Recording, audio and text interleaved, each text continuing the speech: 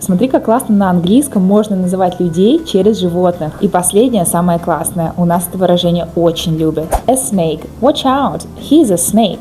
Monkeying around. Stop monkeying around. Pig out. We picked out on pizza last night. A sloth. Don't be such a sloth. A sly fox. She's a sly fox. Don't trust her. A wolf in sheep's clothing. He seems nice, but he's a wolf in sheep's clothing. И как ты видишь, говорить на английском совсем не сложно. У меня есть очень классный подарок для тебя. Заходи в наш профиль по ссылке, там тебя ждут 3 бесплатных урока по английскому языку.